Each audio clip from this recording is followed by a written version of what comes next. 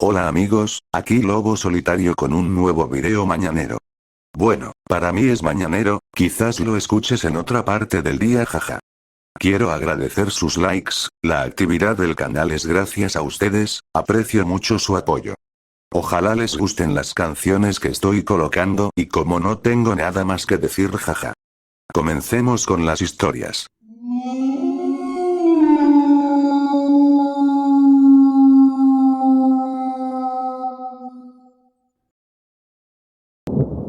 Encontré el diario de mi hermana pequeña. Ojalá no lo hubiera hecho.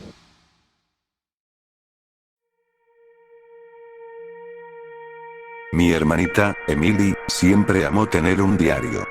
Tenía montones de ellos, con portadas de colores pastel y pequeños candados, cada uno lleno de su letra desordenada y pegatinas. Solía protegerlos con ferocidad, amenazándome con contarle a mamá si siquiera los miraba. Pero Emily murió hace 3 meses. Solo tenía 11 años. Un accidente en el lago, cayó, golpeó su cabeza contra una roca y se ahogó antes de que alguien pudiera llegar a ella. El funeral fue insoportable, y después de eso no pude tocar sus cosas. Su habitación quedó intacta, como un santuario para la niña que solía ser. La semana pasada, mamá me pidió que empezara a ordenar sus pertenencias. Encontré su último diario en el cajón inferior de su escritorio. No estaba cerrado con llave. Pensé que leerlo me daría algo de consuelo. Pensé que me haría sentir cerca de ella otra vez. Me equivoqué. Las primeras páginas eran normales. Hoy cenamos pizza. Tomé 2 porciones antes de que Joey pudiera comérselas todas. Se enojó, pero no me importa. Eso me hizo sonreír. Emily siempre disfrutaba molestándome. Las siguientes páginas estaban llenas de tonterías inofensivas. Quejas sobre la escuela, garabatos de flores y estrellas, listas de sus canciones favoritas. Pero a mitad del diario, el tono empezó a cambiar. Hoy vi al hombre otra vez. Estaba de pie en el patio trasero, mirándome a través de la ventana. Le dije a mamá, pero dijo que estaba imaginando cosas. Pero él siempre está ahí. Puedo sentirlo. El hombre. Me detuve y hojeé las páginas anteriores. No había ninguna mención de él antes. Tal vez solo era la imaginación hiperactiva de Emily. Siempre había sido algo nerviosa, demasiado dispuesta a creer en monstruos bajo la cama. Seguí leyendo. El hombre se acercó anoche. Tocó mi ventana. No dijo nada, solo me sonrió. Sus dientes son muy grandes. Quise gritar, pero estaba demasiado asustada. Sentí un escalofrío recorrerme la espalda. La letra de Emily se volvía más desordenada con cada entrada, sus palabras más desesperadas. Ahora entra a la casa. Se para al pie de mi cama mientras finjo dormir. Susurra mi nombre. Dice que está esperando. Esperando que pase las páginas finales, con el corazón latiéndome con fuerza. Holly no lo ve. Nadie lo ve. Me dijo que no dijera nada. Dijo que no me creerían. Dijo que ahora le pertenezco. Dejé de leer. Me temblaban las manos. Tenía que ser una especie de broma, una historia inventada por Emily para asustarme. Pero la forma en que lo describía, el miedo en sus palabras, se sentía real. Demasiado real. Esa noche no pude dejar de pensar en el diario. No podía quitarme de la cabeza la imagen de Emily, acostada en su cama, demasiado aterrada para gritar mientras un extraño la observaba. Casi no dormí. Cuando por fin me quedé dormido, soñé con ella. Estaba de pie al borde del lago, mirándome con los ojos muy abiertos, sin parpadear. Sus labios se movían, pero no salía ningún sonido. Cuando desperté, estaba empapado en sudor. Y había lodo en mis zapatos. Me dije que no era nada. Tal vez había salido a tomar aire y no lo recordaba. Pero al día siguiente encontré una hoja del diario de Emily sobre mi escritorio. Yo no había subido el diario. Y esa página no la había leído antes. Dice que Joey será el siguiente. Dice que pronto me acompañará. La sangre se me heló. Esa noche cerré con llave la puerta de mi habitación. Traté de convencerme de que todo estaba en mi cabeza, que el dolor me estaba jugando una mala pasada. Pero mientras yacía ahí, mirando el techo, lo escuché. Un golpecito. Tac. Tac. Tac. En mi ventana. No quería mirar. No podía. Pero algo me obligó a girar la cabeza. Ahí estaba. Un hombre, alto y delgado, con el rostro pálido y estirado, como de cera. Me sonrió, mostrando filas de dientes irregulares, y llevó un dedo a sus labios. No pude moverme. No pude respirar. Cuando desperté, ya era de día. La ventana estaba cerrada. No había señales de nadie afuera. Casi me convencí de que todo había sido un sueño, hasta que bajé a la cocina y encontré otra página del diario de Emily sobre la mesa. Dice que ya es hora. Dice que Joey ahora le pertenece. No he vuelto a dormir. No he salido de la casa. Sigo escuchando golpecitos en las ventanas, susurros en la oscuridad. Anoche encontré huellas de lodo que iban desde el lago hasta la puerta de mi habitación. Creo que ahora lo entiendo. Emily no cayó. No se golpeó la cabeza. Él se la llevó. Y ahora viene por mí.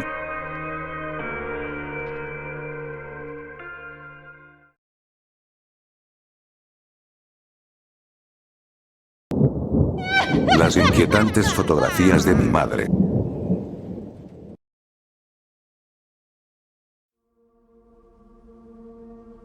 Estaba en el ático revisando las cosas viejas de mi madre. Había muerto hacía unos días, y yo solo estaba admirando unas fotos de su juventud. Me habían dicho que esperara una semana para que mi padre me ayudara, pero tenía el día libre, así que decidí revisar el lugar para saber qué tamaño de camión necesitaríamos. Al parecer, no sería muy grande. Había principalmente fotos, retratos enmarcados y muchos bodegones. Detrás de algunos encontré fotos familiares, y me detuve un momento a recordarla, a mirar atrás en el tiempo y pensar en la mujer tan hermosa que había sido cuando estaba sana. Recordé muchas de las fotos en las que usaba esos lentes de montura de gato y esos vestidos extravagantes. Me encantaban esos estilos raros, las encimeras color oliva y los muebles sesenteros que solía tener. Aquellas salidas familiares tan coloridas que recuerdo de mi infancia, mi padre en su mejor momento, los dos envueltos en amor. Me vi a mí mismo de bebé, todo desordenado, con esa sonrisa sinvergüenza que me hizo reír. Había fotos de vacaciones en Egipto, Tailandia, Inglaterra. Pero encontré una caja de cartón detrás de todo lo demás, en una esquina, con fotos que nunca antes había visto, y de inmediato sentí que algo no estaba bien. En esa caja podrida, cubierta de moho, escondida en el rincón del ático, llena de excremento de aves y ratones, había un libro encuadernado en cuero. Casi se me cae de las manos cuando noté que la hendidura en la tapa no era un daño, sino que tenía forma de ombligo. El libro parecía estar forrado en carne. La piel se me erizó de repulsión, pero pensé que debía ser una coincidencia. Lo abrí, y lo primero que vi fue una foto de mi madre, de pie en medio de una jungla frondosa, sosteniendo un machete y sonriendo. Al pasar las páginas, me di cuenta de que la dulce pero firme madre que conocí era solo una fracción de quien realmente había sido. Había fotos de ella bebiendo un líquido oscuro de un cuenco blanco y liso. Luego, imágenes de manos cortadas alineadas en una fila. En otras aparecía con una especie de vestido largo que cubría todo su cuerpo, parecido a la ropa tradicional de algunas regiones del Medio Oriente, y una corona metálica con 3 puntas que sobresalían del centro. También aparecía con otras personas vestidas igual, rodeando lo que parecía una pila de cuerpos de niños. Sentí el estómago darme vueltas. Pasé la página, y las imágenes siguientes fueron insoportables. Los rostros de esos niños gritando mientras los cortaban, los despedazaban, los abrían. Las lágrimas me nublaron la vista, tuve que limpiarlas con la manga. Pasé otra página, confundido por lo que veía. En la foto siguiente, mi madre sostenía algo envuelto, del tamaño de un bebé, pero de entre las telas salían cosas largas, delgadas, articuladas, no tenía sentido. Eran extremidades, como las patas de un cangrejo, pero sin articulaciones visibles, solo piel lisa. No se veía a qué estaban unidas, pero eran varias, como brazos o piernas estrechas de 4 articulaciones, de unos 60 centímetros cada una, que terminaban en puntas redondeadas. Mi madre miraba hacia abajo, sonriendo a lo que fuera que estuviera envuelto. Sentí un escalofrío recorrerme el cuello y vomité en el suelo del ático. Bajé gateando por la escalera temblorosa, arrastré los pies hasta el auto y me senté, temblando de miedo y asco, apretando el volante con los nudillos blancos. Después de 15 minutos, logré arrancar y manejé directo a casa de mi padre. No lo había llamado antes, como solía hacerlo, pero esto era una emergencia. Mis padres llevaban más de 10 años separados, y me sorprendió ver un auto negro en su entrada. Le envié un mensaje, por si quería que regresara más tarde, y le dije que había pasado a visitarlo. Vi su rostro asomarse por la ventana, mirándome con los ojos muy abiertos. Unos minutos después me respondió por mensaje, diciéndome que entrara. Fui hacia la puerta, que se abrió, y mi padre me recibió con un abrazo. «Qué gusto verte», me dijo con calidez. «Tengo visita, estamos revisando los detalles del testamento de Clara. Puedes quedarte si quieres, la lectura será en unos días». Asentí y lo seguí hasta la sala, pero el pánico me golpeó al ver al hombre en el sofá. Era mucho mayor, con el cabello canoso y ralo, pero lo reconocí. Era uno de los hombres de las fotos. «Señor Fleischmann», dijo el hombre al levantarse, tendiéndome la mano con rigidez. Le respondí el gesto, aunque con desgano. En la mesa había papeles, el testamento impreso y otros documentos. Me giré hacia mi padre. «Estoy seco, ¿podrías ayudarme a preparar algo de tomar? Ha sido un día pesado». Traté de hablarle con la mirada, sin hacerlo evidente. «Claro», respondió, poniéndose de pie y guiándome hacia la cocina con una mano en el hombro. Ya en la cocina, le susurré todo. El libro, las fotos, los niños, el líquido oscuro, el ser en las mantas. Mi padre escuchó en silencio, con una mano bajo el mentón. «Ah», dijo finalmente, con un tono de leve preocupación, aunque menos del que esperaba. «¿Estás seguro de que era real? Tu madre se unió a un equipo de filmación en Malasia en los 70, seguro era un set de rodaje». Sentí un alivio leve mientras lo escuchaba explicarse. Recordé que mi madre había mencionado su trabajo con fotografía, pero nunca con cine.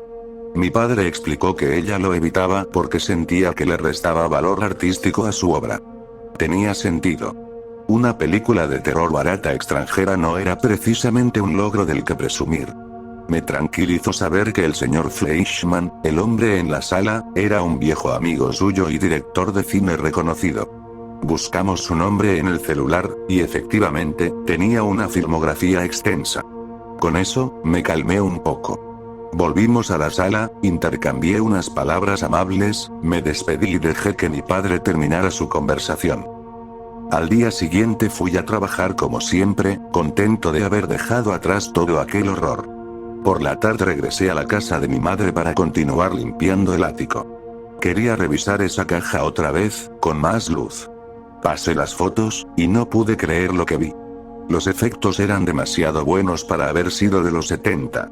Seguí hojeando, sonriente, viendo las tomas en la jungla, los actores riendo, hasta que una foto me heló la sangre. Era mi madre, con las manos del director sobre su abdomen deformado, arriba del vientre. No estaba embarazada.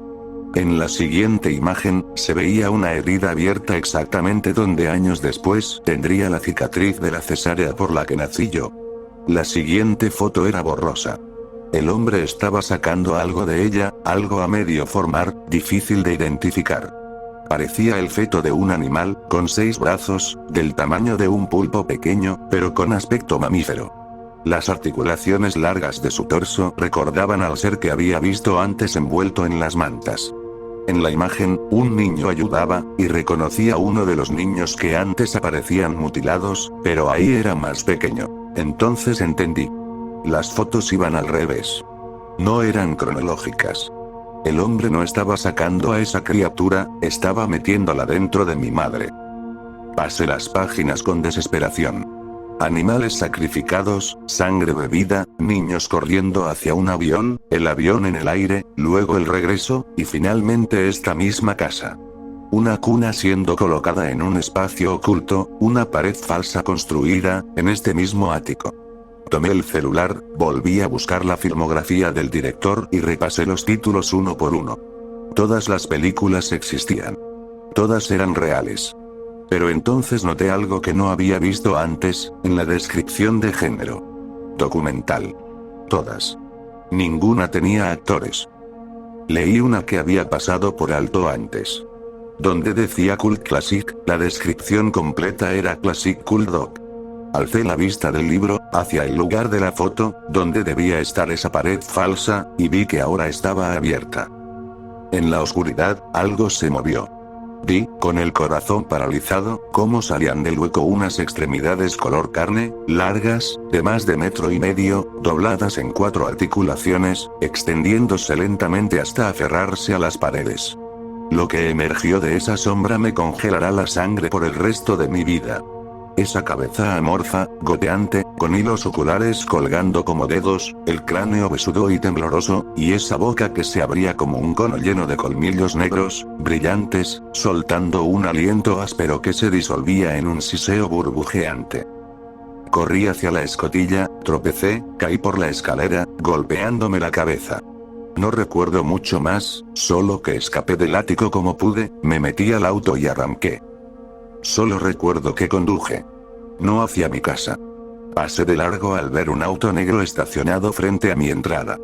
Encontré un hotel esa noche, intentando decidir qué hacer. Solo sé que no quiero saber nada más sobre mi familia, sobre mi madre, ni sobre lo que fuera que llevó dentro de sí.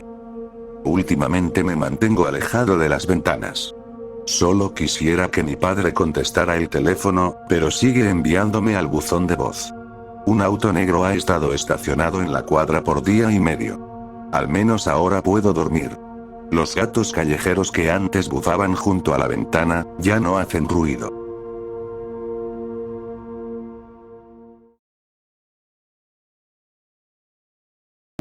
El precio de mi pecado.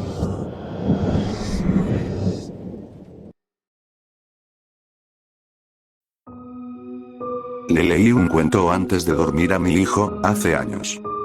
Un demonio malvado se sienta en un trono de oro, gobernando todo un reino y torturando a sus súbditos por diversión. Un hombre caza al demonio y le corta la cabeza con una espada de plata. La gloria, el honor, el amor del pueblo lo esperan cuando regrese a casa. La vida de un héroe. El hombre se da la vuelta para irse. Pero el trono dorado lo llama. Lo atrae. Le ofrece riquezas, poder, fortuna. El hombre cae en la tentación y se sienta en el trono. Y se convierte en el demonio. Historia estúpida, ¿no? Yo también lo creo. Mi hijo Luz se asustó con ese cuento. Me reí y le dije que los monstruos solo existen en los cuentos de hadas. Pero eso no era verdad. Los monstruos también pueden ser personas. Aún recuerdo el momento más oscuro de mi vida. Estaba tirado solo, en un callejón frío y húmedo. La lluvia caía a cántaros, empapando mi ropa, pero apenas la sentía. Estaba demasiado ocupado mirando el arma en mi mano, contemplando el final. Acababa de robar una tienda. Todo salió mal, el dueño tenía un arma. Mi compañero recibió 2 balas en el pecho y cayó de espaldas contra la puerta del congelador. Yo disparé unas cuantas veces hacia el dueño y salí corriendo por la parte trasera, perdiendo el dinero y torciéndome el tobillo en el proceso. Cojeé tanto como pude y me desplomé en un callejón a 1 cuadra de distancia. Ya podía escuchar las sirenas acercándose. No iba a ir a prisión. Eso era seguro. Iba a terminar con todo, con mi propia arma o en un tiroteo con los policías. Las sirenas estaban casi encima de mí. Tomé una decisión, puse el cañón en mi cabeza y cerré los ojos. Entonces escuché la voz. Era grave y áspera, pero curiosamente sin género. Un sonido que no era ni masculino ni femenino, como el eco de una voz dentro de una cueva. Puedo ayudarte. Dijo en mi cabeza. Puedo ayudarte, por un precio. Bajé el arma. Era simple, en realidad. ¿Qué tenía que perder? Solo escuché a la voz. Me guió por el callejón, lejos de las sirenas. Avanzaba lento, con el tobillo lastimado, pero la policía nunca me encontró. La voz me guió por calles, cercas, patios traseros, siempre un paso adelante de las sirenas. Finalmente, estaba frente a mi edificio. Ahora, dijo la voz. El precio. Un hombre sin hogar dormía junto a las escaleras de la entrada. No sé cómo el cuchillo apareció en mi bolsillo, pero supe lo que debía hacer con él. Después, subí tambaleándome las escaleras hacia mi apartamento. Lori estaba adentro, caminando de un lado a otro, nerviosa. Saltó al ver la sangre en mi ropa. La mandé callar, preocupado de que despertara al bebé. Cuando me preguntó si había conseguido el dinero, metí la mano en el bolsillo y encontré el botín del robo ahí, de alguna forma recuperado del suelo de la tienda donde sabía que lo había perdido. Estábamos salvados. El casero no nos echaría al menos por otro mes. El tiempo pasó. El dinero empezó a escasear otra vez, y Lori se quejaba de que no habría suficiente espacio para nosotros y para Luz cuando creciera demasiado para dormir en la cuna. Sabía que tenía razón, pero no era mi culpa no poder encontrar trabajo. No había empleos en toda la maldita ciudad. Cada vez estaba más desesperado. El último robo había salido mal, pero parecía que tendría que asaltar otra tienda. Una noche, caminaba de regreso a casa desde el bar, completamente borracho, cuando volví a escuchar la voz. Puedo ayudarte, por un precio. La joven pareja estaba besándose en silencio en una banca del parque, ajena al mundo. Habían encontrado el lugar perfecto, donde tan tarde nadie más los vería. Él fue el primero. Esta vez no había cuchillo en mi bolsillo, pero tenía la ventaja de la sorpresa. Ella no hizo ruido después del primer grito. Creo que estaba en shock. Me lo facilitó. Él debía ser rico.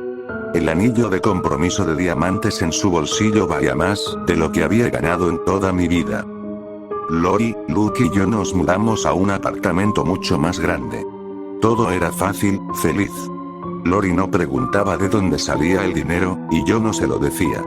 La voz nos daba todo lo que necesitábamos. Por un tiempo. La cosa es que pensé que eso sería suficiente. Un buen apartamento, una buena familia. Incluso conseguí trabajo en una buena empresa. Pero no fue suficiente. Volvía a casa todos los días y veía lo que no tenía. Un televisor más grande. Una cocina mejor. Un auto más lujoso. Una esposa más bonita. Y la voz volvió. Me mostraba cosas. Mansiones, autos deportivos, mujeres. Todo lo que pudiera soñar. Todo lo que tenía que hacer era pagar el precio. Lori salió por la noche. Tengo el lugar para mí solo. Solo yo y Luke, durmiendo tranquilo en su cama. Se ve tan en paz, tan pequeño. Tengo suficiente, no debería querer más. Pero el trono dorado me llama.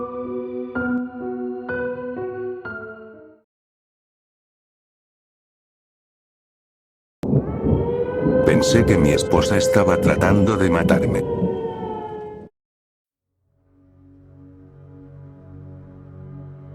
No sé qué hacer.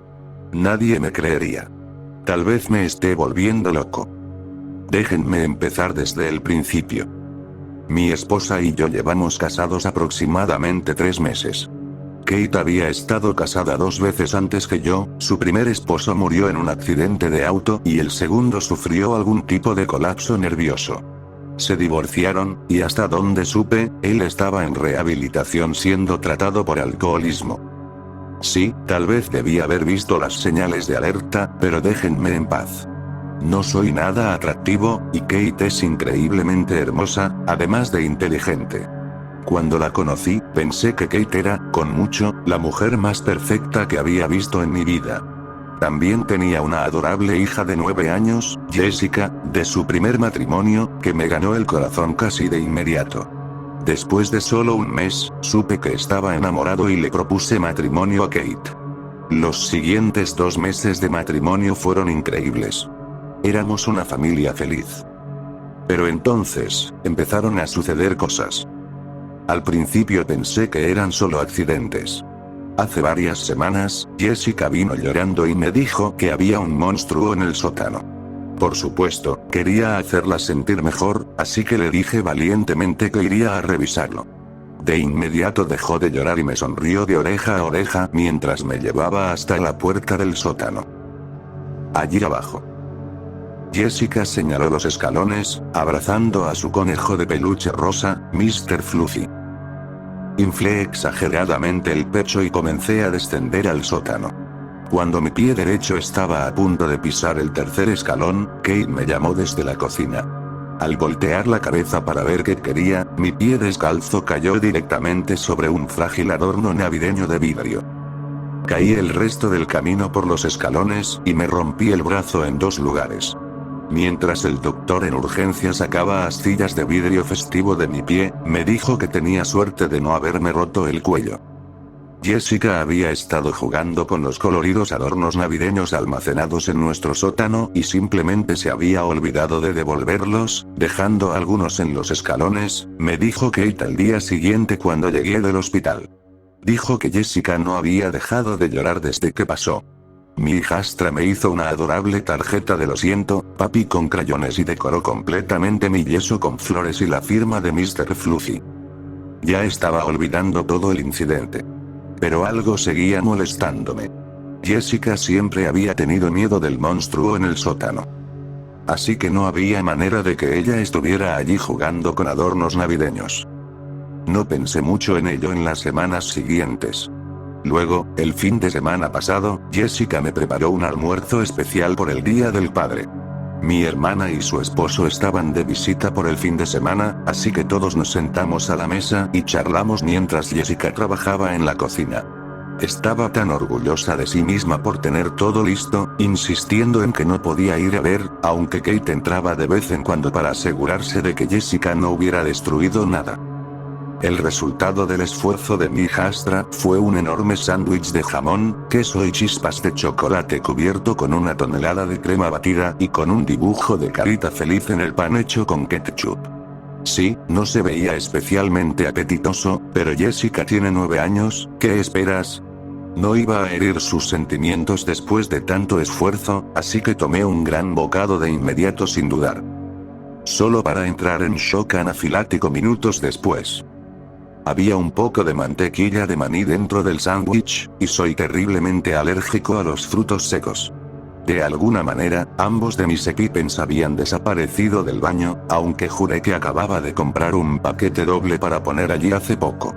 Afortunadamente, mi hermana tiene la misma alergia y tenía un EpiPen en su bolso que pude usar para tratar la reacción alérgica, probablemente salvándome la vida. Más tarde supe que Jessica dijo que había puesto la mantequilla de maní para darle más sabor y no se había dado cuenta de que papi era alérgico. Eso en sí era creíble, pero ¿de dónde demonios había sacado la mantequilla de maní?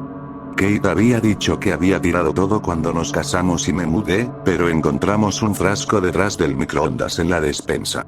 Mi esposa se disculpó profusamente, diciendo que debía haber pasado por alto uno. Pero, una vez más, algo se sentía extraño. Kate había dejado una variedad de ingredientes para que Jessica hiciera el sándwich.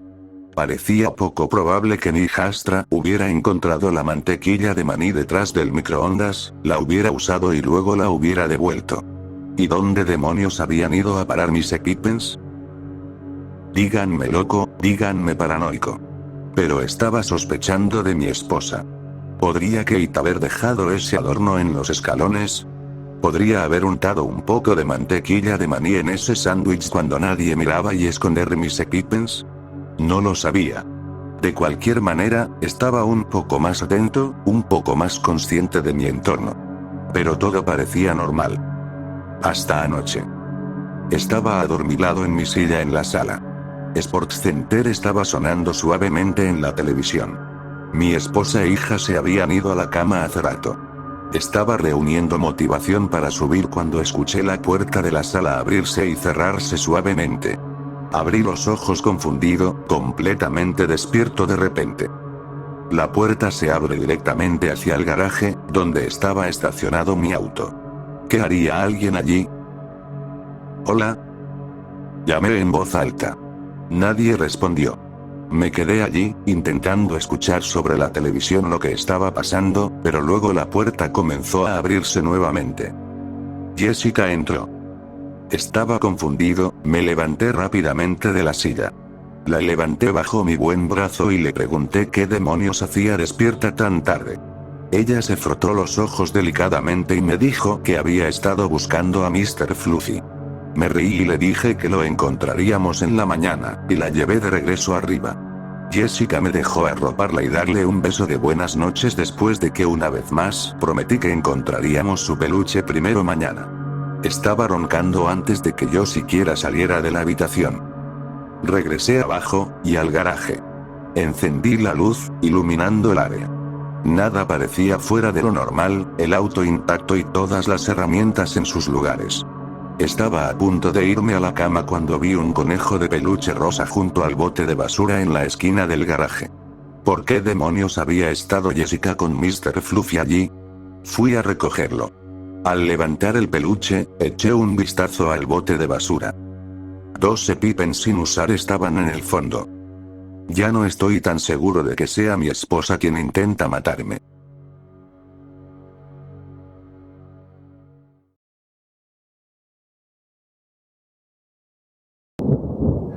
¿Por qué me retiré inesperadamente de ser investigador privado?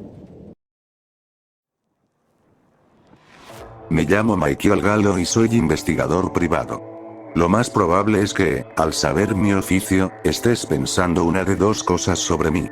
Algunos se imaginarán a un detective desencantado pero encantador, obsesionado con descubrir la verdad, al estilo de J.J. Jake en la película Chinatown. Otros probablemente piensen en un borracho asqueroso que se aprovecha de las víctimas de la tragedia, prometiéndoles un cierre que quizá ni siquiera exista para financiar su eterna parranda. La verdad es mucho menos glamorosa. Soy un detective de policía fracasado. Después de cometer un error de más, opté por renunciar antes de que mis superiores tuvieran la oportunidad de despedirme, transferirme o degradarme. Las habilidades que desarrollé como detective se tradujeron bien al trabajo de investigador privado, así que me uní a una firma local en mi ciudad natal. El trabajo es mucho más aburrido de lo que la gente imagina. Muchas veces trabajaba con la oficina del fiscal del condado en sus casos menos importantes, recopilando información sobre criminales de bajo nivel. Otras veces era un glorificado comprobador de antecedentes para dueños de negocios locales. Era realmente mundano. Pero pagaba lo suficiente para mantenerme en mi apartamento decente, así que nunca sentí la necesidad de renunciar. Al menos hasta hace poco. Hace 2 semanas decidí que era hora de retirarme mucho antes de lo planeado. Me ha costado encontrar palabras que expliquen mi retiro y me he visto cuestionando mi propia cordura, por lo que descubrí en mi caso final. Pensé que escribir mi historia tal como la recuerdo podría ser terapéutico, así que aquí estoy. Hace un mes, una mujer de unos 40 años llamada Marjorie Olden vino a mi oficina pidiéndome que investigara una posible desaparición. La señora Olden me dijo que su sobrino, Aaron, llevaba más de 5 años sin responder y que le preocupaba que estuviera en problemas. Le dije que fuera a la policía, pero ella pensó que no tomarían su denuncia en serio ya que no había informado la posible desaparición hasta ahora. Resultó que la señora Olden era miembro de una familia localmente famosa. Los Snell eran conocidos en el noreste de Pensilvania tanto por su riqueza como por su disfunción. Poseían uno de los negocios locales más lucrativos. La fundición Snell, fabricante de piezas de avión que se convirtió en potencia industrial durante la Segunda Guerra Mundial. Jackson Snell, el abuelo de Marjorie, fue el hombre que aseguró el contrato con el gobierno de Estados Unidos. Murió en circunstancias misteriosas poco después de terminada la guerra. La muerte de Jackson Snell parece haber dejado una tensión duradera en la familia y su disfunción ha persistido hasta la era moderna. Volviendo al caso. Marjorie me contó que Aaron se había ido hace más de 10 años a estudiar a Maryland y simplemente no volvió. Ella creía que Aaron podría haber aprovechado la disposición de su padre a pagar sus estudios como excusa para escapar de la familia para siempre, y que el ya fallecido padre de Aaron ni siquiera se molestó en investigar qué hacía su hijo antes de morir inesperadamente. Marjorie afirmó que tuvo cierto contacto con Aaron después de la muerte de su padre, pero que no había recibido respuesta en unos 5 años. Pareció notar mi reticencia a aceptar el caso, así que me ofreció pagarme el doble de lo habitual si hacía de su caso mi máxima prioridad.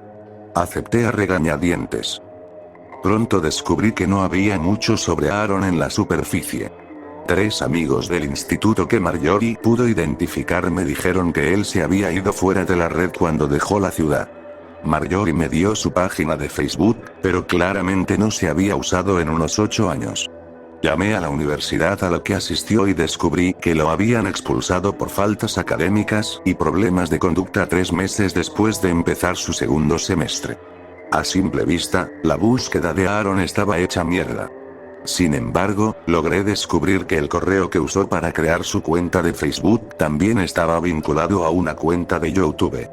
Parecía que Aaron había desarrollado una fascinación por la exploración urbana y que tenía como hobby grabar sus experiencias investigando edificios abandonados y publicar esos vídeos en línea. Su último video en YouTube se subió en febrero de 2011. Vi los últimos vídeos que Aaron publicó en su canal y encontré algo importante en el penúltimo. Para celebrar que llegué a 2000 suscriptores, voy a explorar un lugar con historia personal. Mi viejo tenía un almacén cuando yo era chico, pero murió hace unos años y su negocio murió con él. Gracias a él, hay un almacén abandonado con mi nombre puesto, literal y figurativamente. Llamé a Marjorie y le pregunté si había estado recientemente en la fundición Snell. Me dijo que no. El edificio fue condenado tras la muerte de su hermano y lo dejaron pudrir donde estaba, en una zona boscosa a unas millas de Scranton. Me dio una llave del almacén para que investigara si había señales de Aaron. Al entrar, encontré una cámara de video tirada en el suelo del almacén, que me llevé. También noté un mensaje pintado con spray en la ventana de la oficina del capataz. Ellos están mirando. Escalofriante. Llamé a Aaron después de recorrer el almacén por segunda vez, y luego decidí marcharme para examinar el contenido de la cámara. Había algunas grabaciones en la tarjeta SD, la mayoría sin incidentes. Sin embargo, todos eran vídeos de Aaron. De hecho, había estado allí en algún momento. Las 7 grabaciones finales en la tarjeta SD correspondían a su viaje de regreso a su ciudad natal. En la primera grabación, decía que como no tenía coche tomaría un autobús a Scranton y luego haría autostop hasta la fundición Snell. La siguiente lo mostraba afuera del edificio justo antes del anochecer. Comentó que estaba preocupado porque hacía frío y cada vez más, y no tenía ganas de caminar por el bosque hasta llegar a la civilización tan tarde. Consideró irse y volver a la mañana siguiente, pero en lugar de eso sacó una linterna y una palanca de su mochila y entró al almacén por una de las puertas de bahía para adentrarse. Las siguientes 3 grabaciones no mostraban absolutamente nada. Contaba algunas anécdotas de su infancia y se notaba claramente decepcionado al no encontrar nada interesante dentro del edificio. Empezó su 5ª grabación examinando el mensaje críptico pintado en la ventana de la oficina del capataz. Permaneció en silencio mientras lo observaba, como si no le afectara en lo más mínimo. Su respiración se aceleró un poco, y comentó que no era lo más perturbador que había visto en un edificio abandonado. Esperaba que explicara más, pero el video simplemente terminó de golpe. Fue un poco desconcertante, pero supuse que no tenía mayor importancia. Tal vez se le agotó la batería a la cámara, o tal vez presionó el botón por accidente. Por eso el comienzo de la 6ª grabación me impactó. Era un video de Aaron respirando con dificultad dentro de lo que parecía ser un baño destartalado. Puso su linterna sobre el lavabo, apuntando hacia él, y luego giró la cámara para enfocarse a sí mismo. Estaba visiblemente alterado, y hablaba con un susurro temeroso. Vi algo, como un maniquí o algo así. No estaba ahí cuando llegué a la oficina, lo sé con total maldita certeza. Estaba a 3 metros de mí mirándome directo. Tenía muchas preguntas: ¿por qué habría un maniquí en un almacén donde se fabricaban piezas de avión? Además, parecía que debía haber estado completamente a la vista cuando Aaron se acercó a la oficina. ¿Por qué no lo notó en el video? ¿Por qué no lo vi yo cuando estuve ahí? ¿La misma persona que lo puso ahí para Aaron lo quitó después? Volví a revisar el video donde Aaron se acercaba a la oficina del capataz, y no vi nada que se pareciera a un maniquí en ningún momento. Sentí el mismo horror que él en la grabación. Realmente no quería ver la última grabación de la tarjeta SD. Pero tenía que hacerlo. Me estaban pagando para descubrir qué le pasó a ese chico, y parecía que la respuesta estaba en esa tarjeta. Con mucha renuencia abrí el último archivo y lo vi. El video mostraba a Aaron caminando en silencio de regreso hacia la oficina del capataz. Me di cuenta de que se había refugiado en el baño de la zona de carga. Desde ahí, la única forma de volver a la puerta por la que había entrado era pasando por el área donde había visto, lo que fuera. Permanecía completamente en silencio desde que salió del baño. Apagó la linterna al acercarse a una esquina y susurró a la cámara. Aquí fue donde lo vi. Dudó un momento, pero finalmente volvió a encender la luz y no encontró nada en el lugar donde antes había estado la figura. Soltó un suspiro entre alivio y miedo. Probablemente se estaba preguntando lo mismo que yo, a dónde se fue y cómo se movió. Algo no estaba bien. Avanzó muy despacio hacia la oficina, sabiendo que debía pasar por esa zona para alcanzar la salida. El almacén estaba completamente oscuro, salvo por la luz de su linterna. Ya había caído la noche y la poca luz natural que entraba por los tragaluces del techo había desaparecido por completo. Aaron se movía con cautela, y todo el lugar a su alrededor permanecía en un silencio absoluto. Aaron jadeó y se quedó congelado donde estaba, no entendí de inmediato por qué, pero enseguida se hizo evidente. Una figura estaba pasando lentamente junto a él, justo detrás. Estaba tan cerca que casi rozaron los hombros. La figura caminó dentro del haz de luz de la linterna, pero no pareció notar la presencia del aterrorizado Aaron. Obviamente debería haberlo visto, considerando que él era la única fuente de luz en esa parte del edificio y respiraba con fuerza, pero no lo hizo. Me costó distinguir claramente a la figura, ya que la cámara se desenfocaba constantemente, pero por lo que pude notar parecía una persona normal. Llevaba un overol, o al menos eso creí.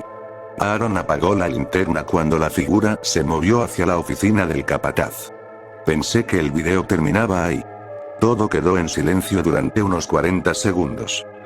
Me sobresalté cuando Aaron comenzó a sollozar en voz baja tras ese largo silencio. No estoy completamente seguro de lo que pasó en la oscuridad, pero deduje que había avanzado intentando llegar a la salida y terminó frente a la puerta de la oficina, donde la figura había entrado. Sus sollozos se hicieron un poco más fuertes, pero se detuvieron en seco cuando se oyó un crujido a su derecha. Hubo un silencio breve que pareció eterno antes de que finalmente se rompiera otra vez. «Hola, Aaron». La voz era baja, pero aguda, casi como la de un niño pequeño. Aaron gritó de inmediato y dejó caer la cámara. Parecía que quienquiera, o lo que fuera, que estaba dentro de la oficina se le había lanzado encima, porque segundos después de su grito escuché un chillido desgarrador y el sonido de pasos pesados retumbando contra el piso de concreto del almacén. Aparte de los gritos lejanos y de dolor de Aaron, dispersos a lo largo de los siguientes 15 minutos, el video permaneció oscuro y silencioso durante los 29 minutos que siguieron hasta que la tarjeta SD se llenó y se detuvo. Lamentablemente, no tengo respuestas para ti. Entregué de inmediato la tarjeta SD a la policía, ya que claramente esto era algo mucho más siniestro que un simple caso de distanciamiento familiar. Di mi declaración, les proporcioné la información de contacto de la señora Holden y les pedí que no me contactaran respecto a este caso a menos que fuera estrictamente necesario. Por suerte, no he vuelto a saber de ellos. Estoy, obviamente, destrozado por todo esto. Casi no duermo.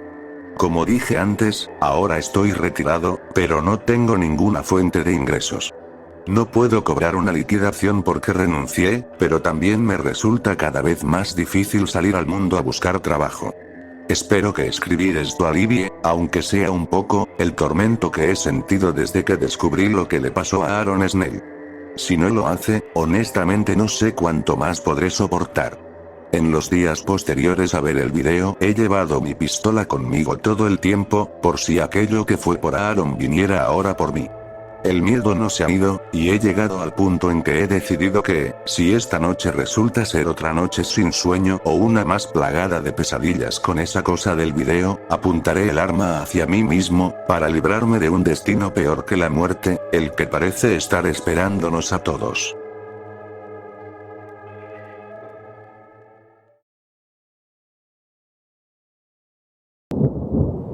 la casa abandonada.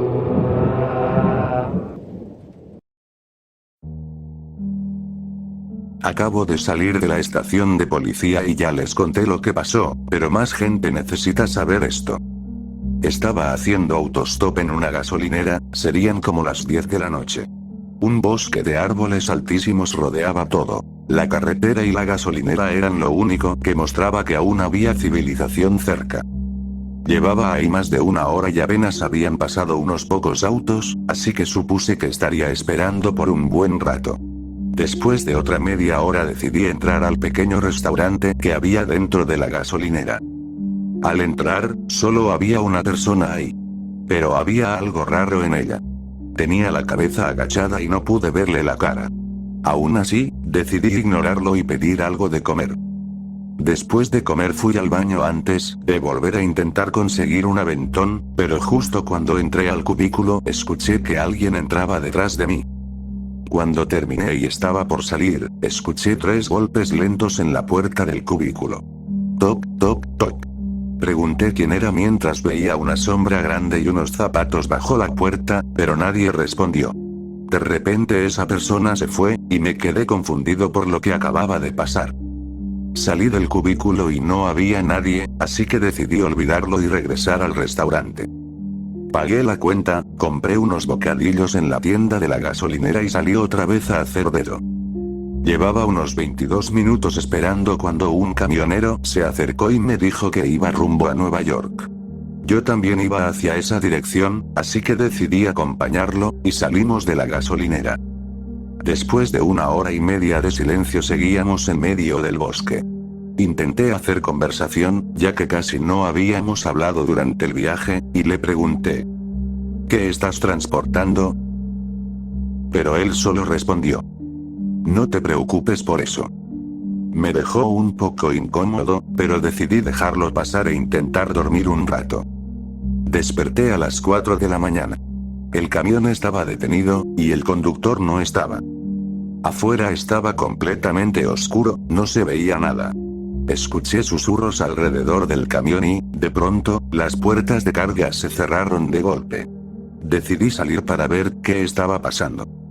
Bajé del camión y caminé hacia la parte trasera, donde había escuchado el golpe. Pensé que el conductor estaba revisando la carga. Pero en cuanto llegué ahí, el camión arrancó y empezó a alejarse. Corrí y grité con todas mis fuerzas, pero el conductor no me escuchó. Me quedé solo en medio de la oscuridad. Entonces las nubes se movieron y la luz de la luna iluminó el suelo. Vi que seguía en el bosque, pero había algo más. Una casa. Una casa vieja, abandonada, que parecía llevar décadas así. Revisé mi mochila, pero me di cuenta de que la había dejado en el camión. Solo tenía mi teléfono, pero no tenía señal en ese momento, aunque sí ahora. Entré a la casa, pensando en esperar ahí hasta que amaneciera. En cuanto crucé la puerta sentí algo horrible, como si alguien me estuviera observando. No lo sabía entonces, pero era verdad. Intenté dormir un poco, pero no pude. Pasaron unos 45 minutos, ya casi eran las 5, y decidí mirar por la ventana. Ahí los vi. Docenas de personas observándome, usando máscaras espeluznantes que la luz de la luna hacía brillar entre la oscuridad. Me quedé paralizado del miedo. Fui a mirar por otra ventana y vi más de esas figuras. Habían rodeado toda la casa. No sabía qué hacer. Estaba aterrado. Y cuando vi que también había figuras entre los árboles, comprendí que no había salida. Lo más inquietante era que no podía ver sus cuerpos, solo las máscaras flotando en la oscuridad. Mientras pensaba en qué hacer, recordé dónde había visto esas máscaras antes. En el restaurante. El tipo que me había dado mala espina tenía una de esas máscaras junto a él. Todo encajó. El baño, el restaurante, y ahora esto. Me estaban siguiendo. Era una secta. Sabían que no podía hacer nada, que estaba rodeado. Solo podía esperar, ayuda o la muerte. A las 6 de la mañana, con los primeros rayos del sol, los vi moverse. Avanzaban hacia la casa. Pero cometieron un error. Olvidaron a su última víctima. Encontré el cuerpo de uno de ellos en el sótano. No sé por qué lo mataron, quizá era un traidor o un espía de otra secta. Pero se olvidaron de quitarle el uniforme. Le quité el uniforme y me lo puse. Si salía, podrían confundirme con uno de ellos. El problema era cómo salir de la casa. Pero también logré resolver eso. Observé durante un rato y noté que los sectarios cambiaban de posición cada pocos minutos. Eso me daba una pequeña ventana de tiempo. Esperé junto a la ventana del sótano y, cuando se movieron, salí. Tuve suerte. Logré escapar. No sabía a dónde iba, solo quería alejarme lo más posible de esa casa, de ese bosque, de esa secta. Finalmente llegué a una carretera y encontré ayuda. Me llevaron a la estación de policía. Salí hace unos 10 minutos, y ahora mismo estoy sentado en una banca afuera, contándote esta historia usando el wifi gratuito. Necesito advertirles algo. Nunca hagan autostop. Porque, aunque logré escapar, tengo el presentimiento de que algún día volverán por mí.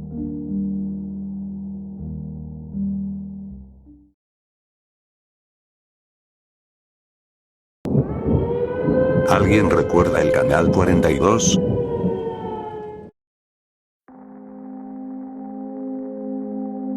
¿Alguien en Idaho recuerda el canal 42 a finales de los 90? Trabajo en un estudio de televisión como editor, y mientras revisaba los archivos de cintas, encontré unas cuantas cintas VHS. Todas estaban etiquetadas. Cada una decía Canal 42, seguida del nombre del programa y el episodio. Y después de verlas, desearía no haberlo hecho.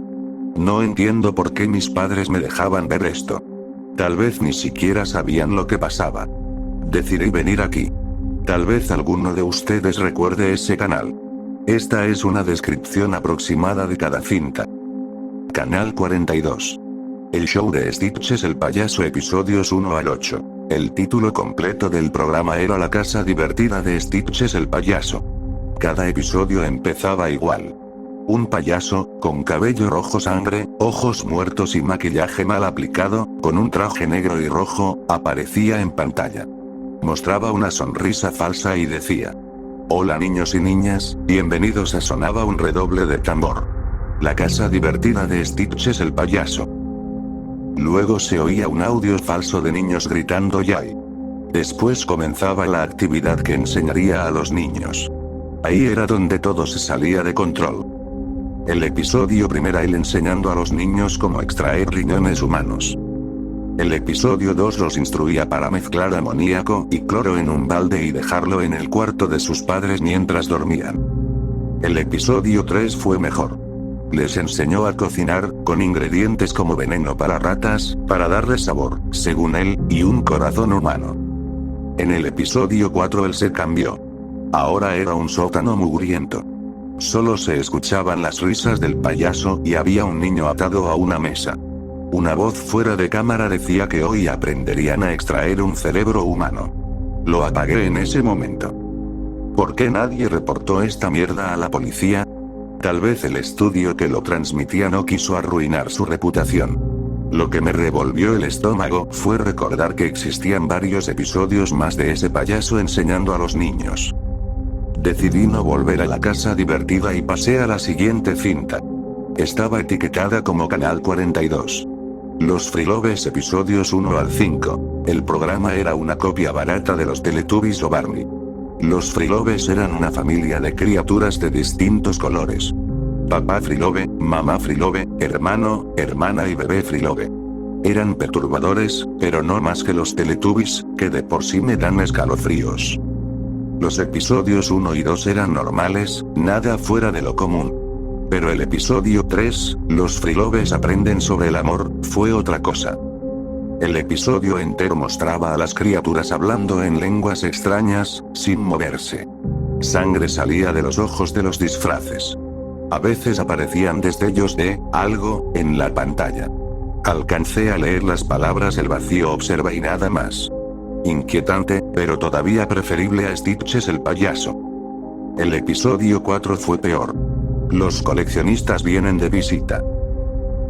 Todo parecía normal hasta que se escuchó un golpe en la puerta. Papá Frilove la abrió, y afuera había una criatura alta, con cuencas vacías por ojos y sin boca. Era delgada, de brazos larguísimos. Me sentí incómodo, pero seguí viendo. Papá comenzó a suplicarle, y la criatura procedió a arrancarle el cuero cabelludo. Luego, el resto de la familia sufrió lo mismo. Fueron despellejados vivos. El episodio 5 era un programa infantil normal, excepto que los Friloves ya no tenían piel. Caminaban con dolor visible, pero seguían su rutina. Sin previo aviso, atacaron al camarógrafo y empezaron a devorarlo. Ahí terminó el episodio, y también la cinta. Afortunadamente, felizmente, no encontré más episodios de los Friloves. Bueno, encontré uno, pero hablaré de eso más adelante. La siguiente cinta se titulaba Canal 42. Es divertido aprender con Benson. Era una serie animada protagonizada por un murciélago antropomórfico llamado Benson. Las únicas lecciones que enseñaba eran métodos de suicidio. No entraré en detalles, pero todo era bastante perturbador. Los otros personajes eran Ralph la navaja, Nancy la soga, Sammy escopeta, ya se imaginan. La última cinta decía Canal 42. Los Friloves conocen a Stitches el payaso. Después de haber visto ambos programas, no quería verlos juntos, pero contra mi mejor juicio, la puse. Los Friloves seguían sin piel, en descomposición. Ya desde ahí, todo estaba mal. Se escuchó una bocina de auto caricaturesca y un golpe en la puerta. Mamá Frilove abrió, y allí estaba el payaso. Le entregó flores y le sonrió. Se veía peor que antes. Los ojos completamente negros, los dientes irregulares. Ella lo dejó entrar. El payaso vio al bebé Frilove, lo levantó y empezó a sacudirlo violentamente, como si mezclara una bebida. Mamá no dijo nada. Ni siquiera reaccionó. Papá Frilove, en cambio, se enfureció y empezó a gritarle al payaso. Stitches fingió una lágrima y le ofreció una flor. Cuando papá se inclinó para olerla, el payaso sacó un revólver y le disparó. El resto del episodio fue él asesinando brutalmente a mamá, hermano y hermana Frilove. Nunca dejó de sonreír. Al final dijo: esto ha sido divertido, niños y niñas, pero lamentablemente la cadena cerrará nuestra casa divertida. Así que hasta que nos veamos otra vez, recuerden lo que aprendieron, y que siempre estaré justo aquí. Se señaló el corazón con el revólver, y luego disparó. Después de horas buscando en Google y foros, no encontré a nadie que haya oído hablar de los Friloves, Stitches o el Canal 42. Si alguien tiene información o historias, por favor, compártanlas conmigo. Tengo que volver al trabajo, pero compartiré más si encuentro algo. Actualización. Encontré más. 2 programas nuevos. Canal 42. El show de variedades del juglar Klaus episodio 21. Un hombre aparece en el escenario. Su piel parece no ajustarse bien a su cuerpo. Nos da la bienvenida con un marcado acento alemán a su show de variedades. Lo que sigue son varios sketches y juegos. El primero era un ahorcado donde el público elegía letras al azar. La diferencia es que había un hombre llorando con una soga al cuello. Cada letra incorrecta lo acercaba más a la muerte. Suena el timbre de error y cae. Un crujido fuerte. Sus pies se estremecen mientras el público ríe a carcajadas. Cabe mencionar que todos los espectadores tenían sonrisas inhumanamente amplias. El primer sketch comienza. Es algo tipo: amo a Lucky. Una mujer llena de moretones lanza una masa de pizza al aire y revisa algo en la estufa. En resumen, una freidora le lanza todo su aceite hirviendo a la cara. Ella grita de dolor, y el público se ríe. Pasemos al siguiente, porque prefiero no pensar más en eso. En el siguiente segmento, el juglar Klaus aparece vestido de nazi y regaña a una pareja aterrada. Se gira hacia el público y pregunta: ¿qué debería hacer con ellos? El público grita: purifícalos. Y ahí detuve la cinta. Que se joda. Canal 42. La pandilla misteriosa. Como se imaginan, era una copia de Scooby-Doo. Los personajes eran Frank, Fred, Daniela, Daphne, Mike, Shaggy, Mika, Velma, y Rex el perro. bastante genérico, hasta el episodio 2. En ese capítulo, el grupo pasa todo el tiempo mirando a la cámara y llorando. Y Rex habla en lenguas. El episodio 3 empieza como si nada hubiera pasado, salvo que Rex ya no está. Nadie lo menciona, pero todos lucen destrozados. En una escena, Mike y Mika se enfrentan al villano de la semana, quien le arranca la garganta a Mike y luego obliga a Mika a comérsela. El siguiente episodio sigue igual, pero sin Mike. A mitad del capítulo, Mika aparece ahorcada. La serie continúa así hasta el final, donde Frank pasa todo el episodio llorando. Nada más. Luego se pega un tiro. Deprimente. Última actualización. Escuché algo abajo y encontré una cinta VHS sobre la encimera de mi cocina. Tenía una etiqueta que decía mírame. La puse, y esto es lo que estoy viendo. Claramente es otro episodio de Stitches el payaso. Jamás olvidaré esa risa. Está sosteniendo la cámara, creo. Está mirando dentro del dormitorio de alguien, por la ventana. La puerta acaba de abrirse. Espera. Ese soy yo. Supongo que puedo publicar esto aquí. Hace 2 días, mi amigo me mostró una cinta que había encontrado, donde aparecía él mismo siendo filmado. Parecía que no había dormido en días, y no paraba de hablar sobre ese canal 42 y sobre cómo el payaso venía por él. Supongo que debí haberle prestado más atención, porque ayer lo encontraron asesinado. La policía me ha interrogado varias veces, ya que fui la última persona en verlo con vida. No me creyeron nada sobre el canal 42. Dijeron que nunca habían oído hablar de algo así. Incluso les mostré la cinta, la cual confiscaron como evidencia. Estoy casi seguro de que soy el principal sospechoso. Pero no tienen pruebas contra mí. O al menos eso creo. Aunque, bueno, no soy un experto forense. Más tarde, ese mismo día, encontré un D sobre mi encimera con las palabras mírame escritas con marcador negro. Lo puse en mi reproductor de D. De pronto, la televisión cambió sola al canal 42. Comenzó un programa, y supe que eso era el contenido del disco. Era un show de comedia, algo parecido al show de Carol Burnett. Al principio pensé que era el Juglar Klaus del que me había hablado. Pero entonces mi amigo apareció en el escenario, con una sonrisa enorme. Bienvenidos al show de variedades de Jake Deshade. Dijo. Y quiero aclarar que su apellido no era Deshade. Sin mencionar que él ya estaba muerto. Lo que siguió fue un programa de variedades común y corriente, pero con cada aparición, Jake se veía más y más descompuesto. Los gusanos empezaron a salirle del rostro, y en un momento uno de sus ojos cayó. Luego, la escena cambió a una cámara en mano enfocando su cadáver. El camarógrafo agitó un cuchillo ensangrentado frente a la cámara, y de pronto el cuerpo de Jake se incorporó. Tapat indimo pinanwodan película mito. Gallón, pupuntaan kananamin. Dijo, en lo que supongo era otro idioma. Su boca se abrió de forma antinatural, y soltó un chillido. La cámara entonces cambió a una transmisión en vivo, aunque eso no debería ser posible en un D. Mostraba el exterior de mi casa. Escuché una risa incesante. La cámara cayó, y vi una figura acercarse a la puerta. En ese momento escuché que tocaban. Tomé un cuchillo de cocina y caminé hacia la puerta con calma, aunque el miedo me recorría el cuerpo. La abrí de golpe, y era mi vecino. «Wow, tranquilo. Pareces haber visto un fantasma», bromeó. Solté un suspiro de alivio. «Lo siento, Jim. Ha sido una noche larga». Lo dejé entrar, y noté que la transmisión se había cortado.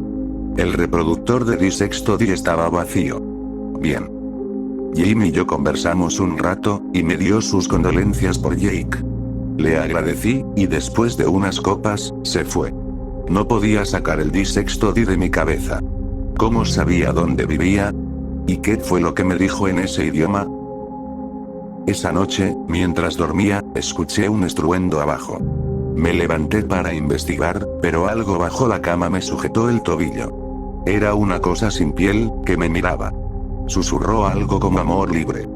No entendí por qué ni me detuve a pensarlo. Le di una patada en la cara y bajé corriendo las escaleras. Mi casa estaba destrozada, y en la pared, escrito, espero que con pintura roja, se leía Stitches Stuff aquí, seguido de unos símbolos extraños. Le tomé una foto a los símbolos y salí corriendo hacia mi auto. Me fui. Ahora estoy en un hotel con wifi gratis. Todavía no sé qué eran esas cosas. La buena noticia es que descubrí qué significaban los símbolos. Tras una búsqueda rápida, resultaron ser hebreos. La mala noticia es que, traducidos, decían básicamente que estoy jodido. Hace un rato recibí un correo con un archivo adjunto. tveo.jpg.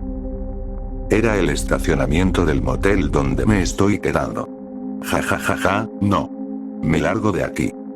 Salí y no vi nada, pero no quise arriesgarme. Me fui de inmediato después de hacer el checkout.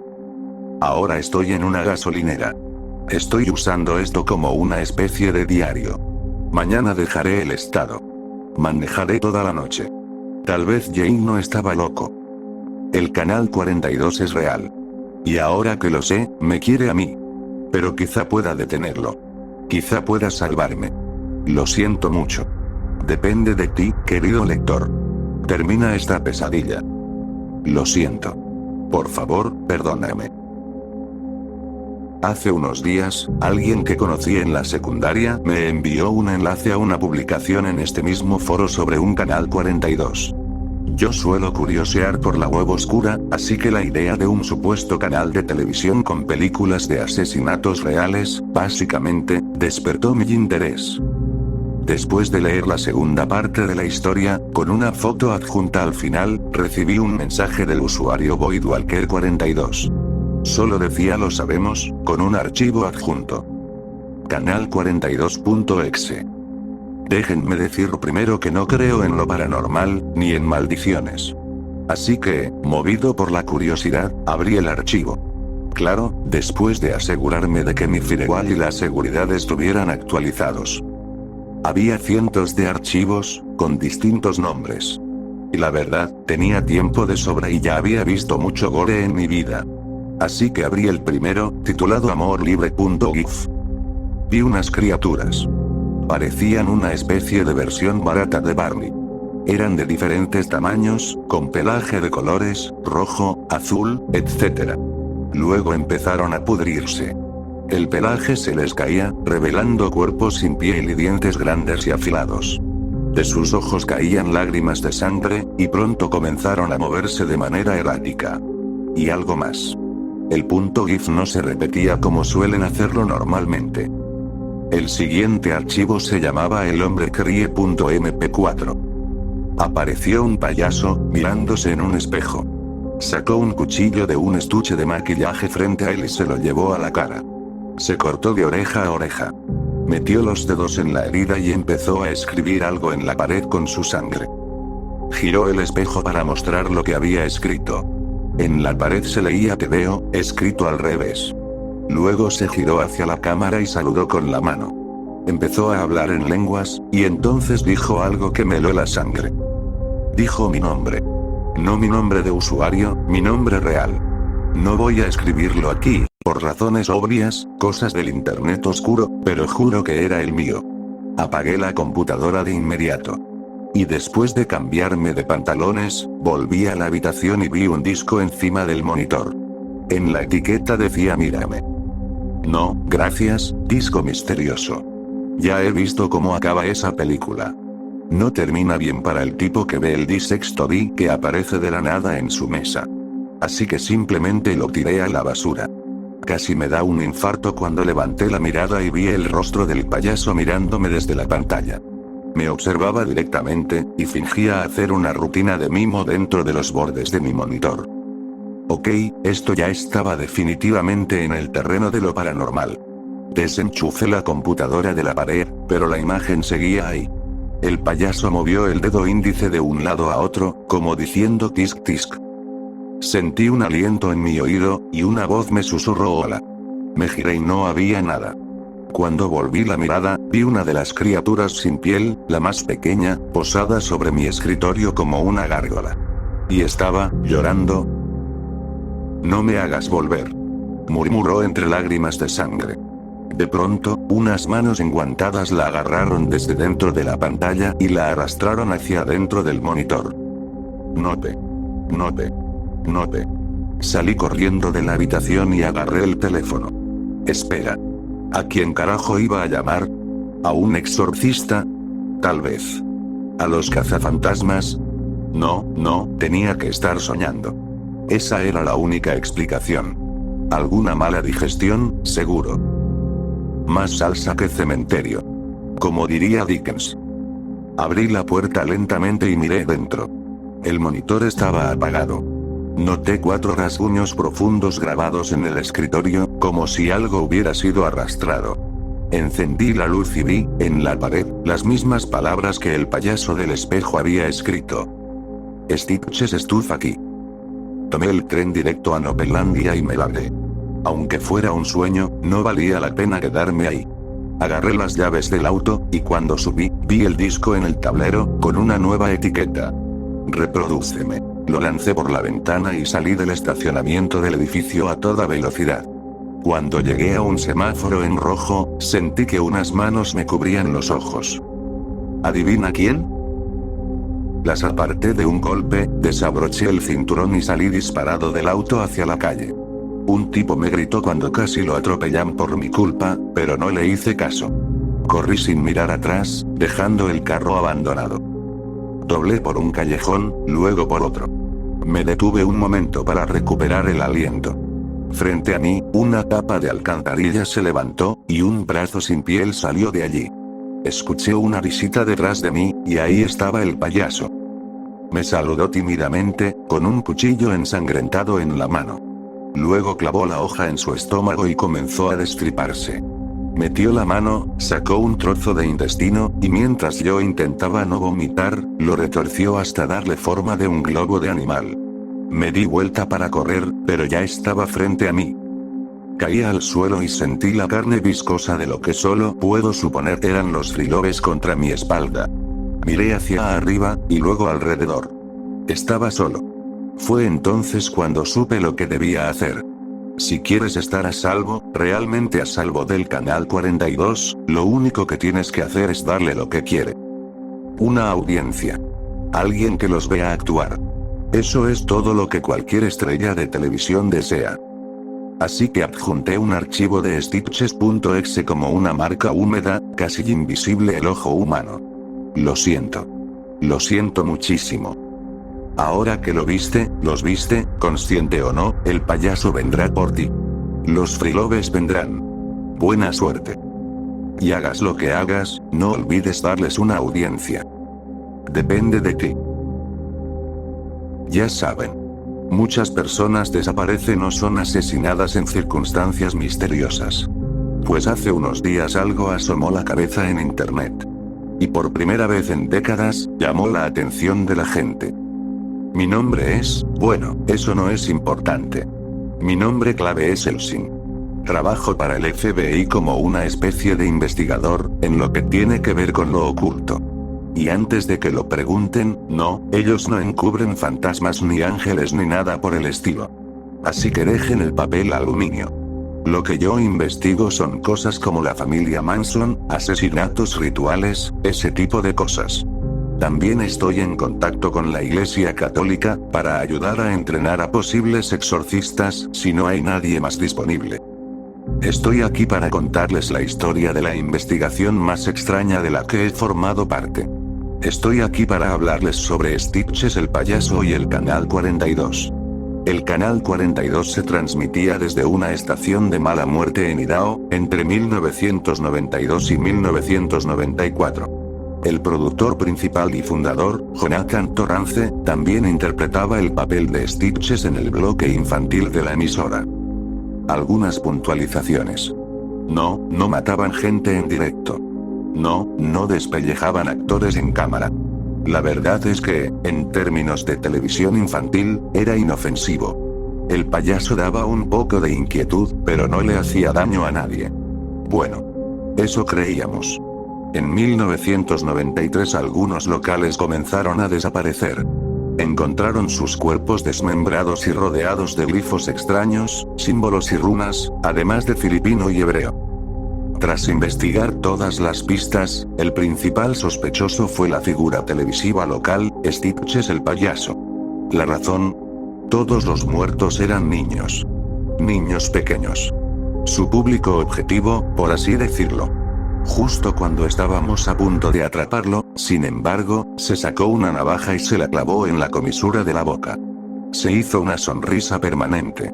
La cara le quedó cortada de oreja a oreja. La investigación, obviamente, se detuvo. La estación cerró. Stitches y el Canal 42 fueron encubiertos por la comunidad y el caso se enfrió. Hasta 2001, cuando alguien que renovaba la antigua casa de Torrance descubrió una habitación escondida tras una pared. Adentro había docenas de huesos, pentagramas y runas. A mí y a otros nos llamaron para investigar la escena.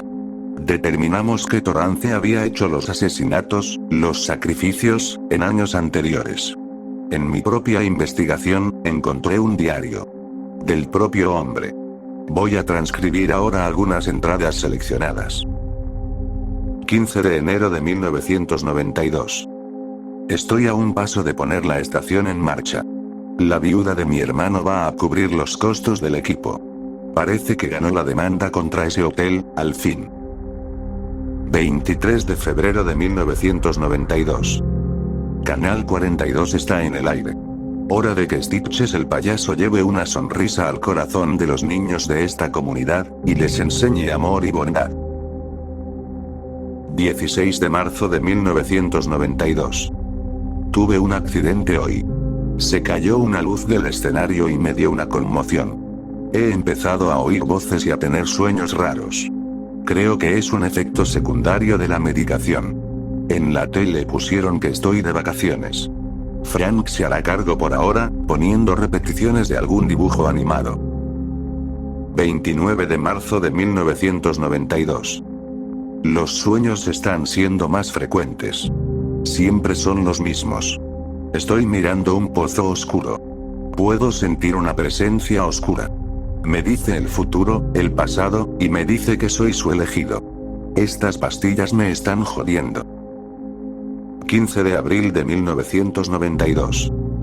Volví al trabajo hoy. La audiencia parecía feliz de verme. Noté un adulto en la multitud. Estaba muy atrás, apenas pude distinguirlo. 30 de abril de 1992. Ahora oigo la voz también cuando estoy despierto. Me estoy asustando un poco. Quizá debería llamar al Dr. Samuels. Esto se está poniendo demasiado raro. 1 de junio de 1992. La voz no está en mi cabeza. Predijo los eventos de hoy con exactitud. Dice que es la voz de Dios. El único Dios verdadero. 17 de junio de 1992. La voz pidió un sacrificio. Dibujé su símbolo con tiza y derramé la sangre de un conejo sobre él. Me prometió fama y fortuna a cambio, y un legado que durará para siempre. Las entradas cesaron durante 6 meses. Las reanudó después, con una diferencia notable en la letra. También hay partes ilegibles. Cuando eso ocurra pondré, en lugar del texto faltante. 13 de diciembre de 1992. Dios quiere más. Hoy me dijo su verdadero nombre. Él es, redactado, me dijo que Él es el que camina en el vacío, redactado, debe ser alabado. 17 de diciembre de 1992. Hoy me mostró su faz. Una gran masa de tentáculos y dientes, escribiendo en el vacío. Dijo que debo usar mi programa para atraer más pequeños a sus fauces. Enero, redactado, de 1993. Maté al primero de sus sacrificios elegidos. Un alemán llamado Klaus. Redactado, me dijo que hizo cosas horribles cuando era joven. Cosas horribles, horribles. El vacío me dijo que le serviría por siempre. 14 de febrero de 1993. Quiere a los pequeños. Más de ellos. He dado tanto en su nombre. La ley está investigando a los niños desaparecidos ahora. Redactado, me prometió que no me cogerían. 31 de octubre de 1993. Esta es su noche, esta es su noche, esta es su noche, esta es su noche. 21 de noviembre de 1993. Palabras al azar ininteligibles. Nota. Pruebas muestran que esta entrada y todas las posteriores están escritas con sangre humana. Además, las pruebas determinan que solo parte de esa sangre pertenece a Jonathan Torrens. 29 de diciembre de 1993. Ellos lo saben. Tienen que saberlo. Dios me dice qué hacer. Tiene un plan. Me ha mostrado la luz. 17 de enero de 1994. Mañana me convierto en su mártir. Me ha dicho qué hacer. Mañana me vuelvo inmortal. Las páginas restantes eran dibujos groseros, hechos mayormente con su sangre, de algunas criaturas extrañas, caritas sonrientes y las palabras Stitches Stuff aquí repetidas una y otra vez durante varias páginas. Ahora que saben a qué me dedico, tengo algo que decirles. Sé cómo detener la maldición del Canal 42. Sea lo que sea esta cosa que él adoraba, se ancló a su imagen. A la imagen de su emisora. Los Freelobes, Stitches, todo fue obra de Jonathan. Y ahora sé lo que debe hacerse. Para detener al Canal 42 y su maldición, hay que matarlo en la fuente. Por eso estoy sentado fuera de la antigua casa del Canal 42. Tengo agua bendita y gasolina. Y dado que he visto la imagen del vacío, sé que soy su próximo objetivo. Así que voy a quemar este lugar, conmigo dentro. Voy a empapar el sitio con agua bendita antes de prender fuego. No puede propagarse si no hay nadie que la propague. Si tengo razón, el Canal 42 queda cancelado permanentemente. Si estoy equivocado, no sé qué ocurrirá. Stitches me susurra al oído que esto es un error. Buen intento, aspirante a misterioso. Pero esto termina esta noche. Y por el amor de Dios, gente, dejen de escuchar voces que salen de vacíos en sus sueños. Nunca acaba bien. En fin, tengo trabajo que hacer. Él sin fuera.